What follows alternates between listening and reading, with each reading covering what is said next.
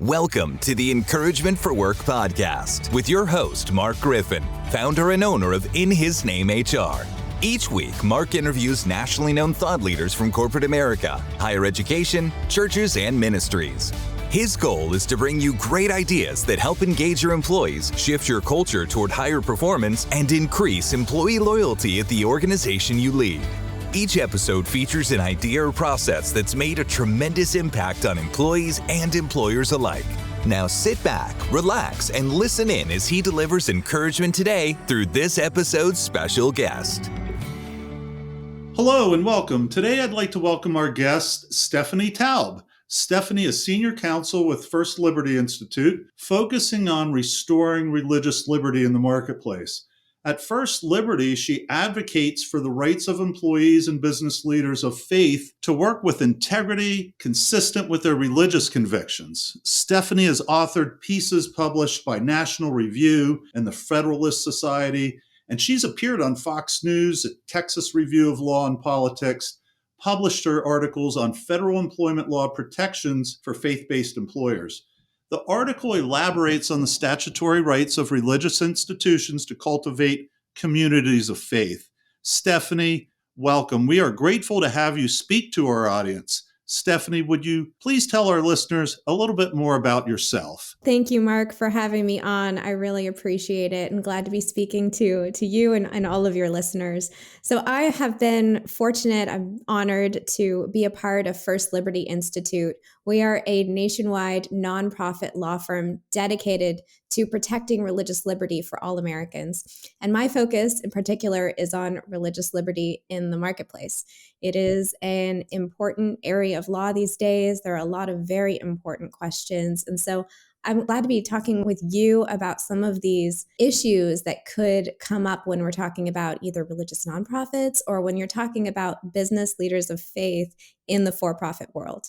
Thank you so much, Stephanie, because we do have a lot of listeners that come from a variety of backgrounds. And our launching of the Encouragement for Work podcast in 2024 is really to allow those employers to bring encouragement into the workplace through a variety of areas like chaplaincy, different programs that they can do to support the communities in which they live in.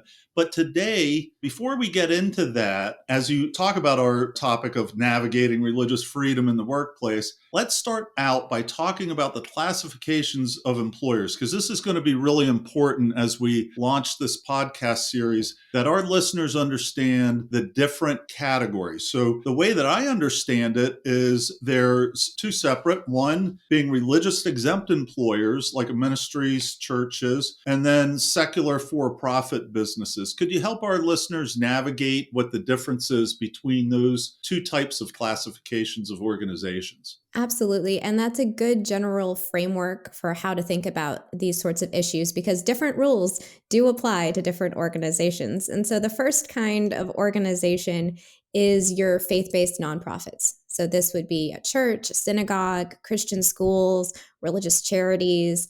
And these group of employers has many religious liberty protections. They've got religious liberty protections from the Constitution. They've got it from statutes. And they generally can make employment decisions based on their religious beliefs. So they have a right to work together in a community of faith.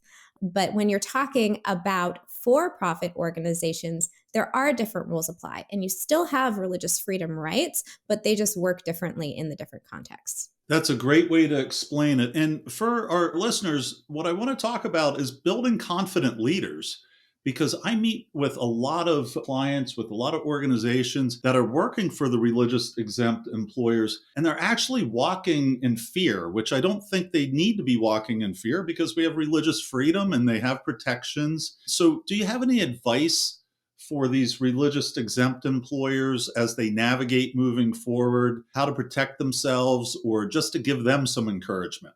Absolutely. And we've seen that as well at First Liberty. Some people come to us and maybe their HR department came from a secular world and they're not sure how to go about implementing the religious freedom protections that they have now that they're at a faith-based nonprofit, so a church, a Christian school. So our advice, our recommendation is to go all in. If you are a religious nonprofit, make it clear that you're a religious nonprofit. That's the best way to ensure that you can invoke the religious liberty rights that you're entitled to, is if you actually hold yourself out as a faith-based nonprofit. So obviously it's case specific. You have to take a look at whether this is what you want to do. But if you want to be able to operate in a community of faith, you need to be expressly a religious nonprofit. So a religious nonprofit, do they have to have a statement of faith or a doctrinal state in place? Yeah, it would be recommended to be clear, to clearly specify that you are. There are a lot of different factors and it depends. So there are nuances and it depends on what state you're in and maybe what legal test might apply. But for most religious employers, it's pretty clear whether you are a religious organization or not. So making it clear that you have a doctrinal statement, you have a statement of faith, that's a way to shore up and make it beyond a question, beyond a doubt that you are a religious nonprofit. That's wonderful. So we serve a lot of Bible colleges, and they do have those a statement of faith in place, and they have a team that looks at applicants apply. They put their own walk with the Lord down. And it's a wonderful way to screen people to make sure they align with their spiritual walk with that organization. But I also have a lot of friends that are Jewish. I have Muslim friends. I've met people that of the Hindu faith. I've actually been to India and witnessed the Hindu faith myself. What protections do they have? Are they covered under the same? I mean, we talk a lot about Christianity, but are they protected as well? Absolutely. The religious liberty principles at issue, they apply to all faiths equally. So it's very important that we're at First Liberty, we're standing up for this principle of religious liberty for all Americans. And so it applies no matter what faith you're talking about. So a Jewish synagogue would have the same rights as a Christian church. That's excellent. Are you aware of any current cases regarding religious exempt employers, whether it's a Christian organization or I believe it's Yeshua College for seminary for Jewish folks in New York. They have an issue. Do you have a case currently that might be applicable to our listeners of interest? Well, there definitely are quite a few ongoing cases that are discussing issues about employment that have to do with faith-based employers. And so many of them will have to depend on what exactly is being alleged. But the basic rule is you have a right to make employment decisions based on your religion. So a Christian church can make a rule that they only want to hire Christians. That's pretty much unquestioned. There are cases around the edges that are in doubt. So if you have a specific situation, please reach out to an attorney, get specific legal advice that's tailored to your organization and your area of law or your area of the country. That is excellent advice. That's wonderful, because what a lot of organizations don't understand is there are local and state statutes and laws that they need to follow. It's not just the federal guidance that they have to follow. So that's fantastic. We talked a lot about the religious exempt employers, which is so important to our listeners. But we have a lot of for-profit clients, and they're Christians. They love the Lord, and they want to do certain things. And what type of advice could you give them as they navigate forward into 2024 on how and why they can share their faith in a way that's not illegal or offensive? Absolutely. So this is a more difficult area. And so you do have to be a little more careful, but there are important rules that protect you and just some rules to keep in mind. So first of all, when you're talking about you're a business leader of faith, you're at a for-profit organization. So for-profit employers, they can't make employment decisions based on religion. So you have to respect the religious liberty rights of everybody. So of all of your employees, they have a right to be their own religion, and you can't make hiring, firing, transferring, promotion, any decisions like that based on their religious beliefs or based on your religious beliefs. So that's the basic one. But then that doesn't mean that you have to avoid any mention of religion in the workplace. So you're a business leader of faith, say you want to have a Bible study, or say you want to, if this is your business, if you want to infuse your faith with, or infuse your business with your faith-based values or mission statement, or you want to have a faith-inspired logo, those sorts of things are all perfectly permissible to have this faith-based culture, as long as everything you do that's religious is voluntary, is not required of your employees, and employees can have different religious beliefs.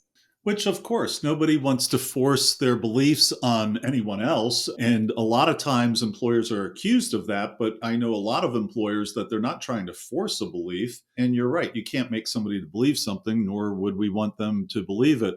You brought up the fact around the mission, vision, and values. And that strikes a chord in myself because I authored a book, How to Build a Kingdom Minded Organization. It's pivotal as I tell the readers that they should create a mission, vision, values to memorialize their beliefs and not to force people to believe in it, but to kind of set the foundation for moving forward. So, is it illegal for a organization or a company to say we are a company founded on biblical principles, or would that be allowable to say we're founded on biblical principles? Yeah, absolutely. And we see this all the time. I mean, great examples are Hobby Lobby and Chick-fil-A. Sure. So I've got the Chick-fil-A one right here. To glorify God by being a faithful steward of all that is entrusted to us and to have a positive influence on all who come into contact with Chick-fil-A. So that's just one great example of a faith-based mission statement. It infuses all they do, and they do so in a way that is completely non-discriminatory. So this is a gold standard. And what we've found over the years is when employers include like a pre-header to their mission, vision, values to say they're an organization founded on principles, we share that with applicants. Many organizations do that. And many applicants will say, I'm tired of working in an environment with salty language or inappropriate conduct or some of the training that's being forced into employees. So it's a great way to share who you are and what type of organization you have so that applicants can understand coming into the organization itself. But to continue on with the secular for-profit organization, say it's a manufacturing environment, if they wanted to bring a chaplain in part-time, is that something that they could do?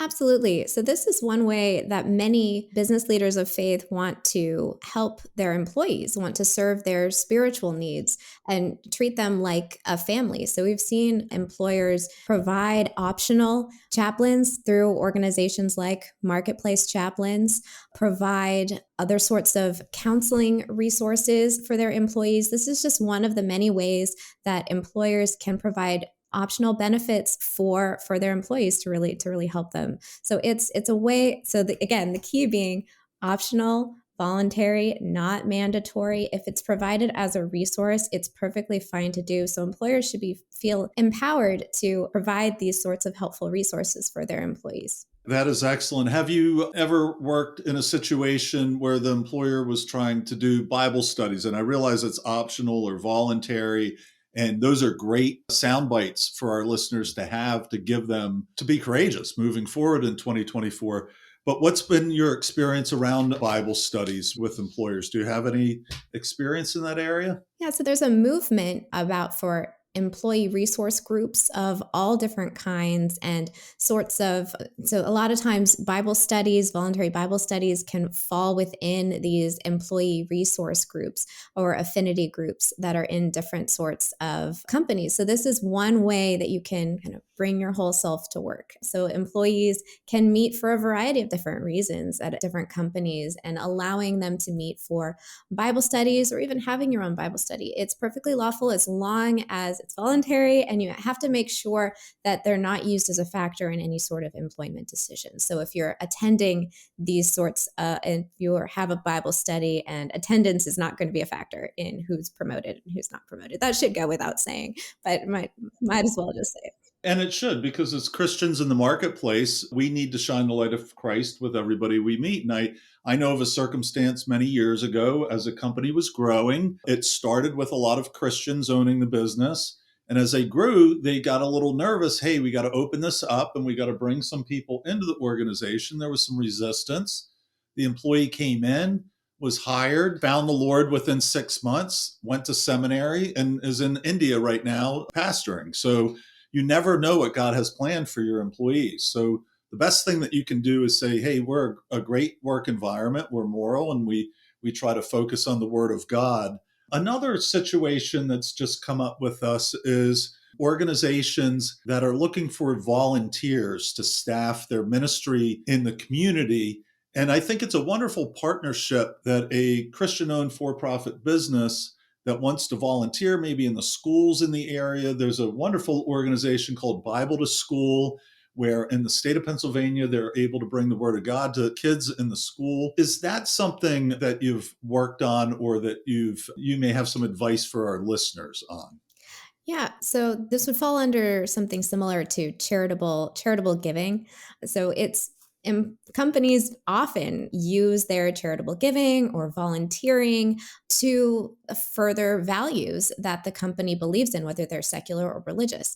So it's perfectly in keeping with what businesses are allowed to do. Again, voluntary being the key. That's wonderful. That's wonderful advice, Stephanie. And Stephanie, we just have a few minutes left. So what I'd like you to do is, in closing, if you feel led, if there's a special advice or a special word that you would like to give our listeners, we just have 1 or 2 minutes to wrap things up. Absolutely. So another way for for-profits to be really faith-friendly is to make it clear that religious accommodations will be freely granted. So if any employee of any faith or of no faith feels the need to request an accommodation so they're not forced to violate their deeply held beliefs, these accommodations should be freely granted. And that's a way for employers to be clear that they're faith-friendly, they're respecting the faith of or the beliefs of their employees.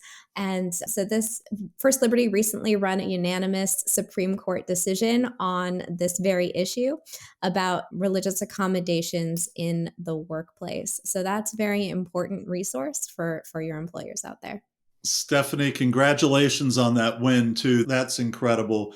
Stephanie, First Liberty is blessed by you. Organizations are blessed by you, and the United States is blessed by you. I want to thank you so very much for your time with us. And I'll be praying for you, your family, and First Liberty in 2024. And I pray we can have you back again later in the year as cases start coming out of the Supreme Court, and we can talk about some more about religious liberty in the workplace. But God bless you, and we'll talk to you soon. Bye-bye now. This episode of Encouragement for Work has been brought to you by Job Shepherd.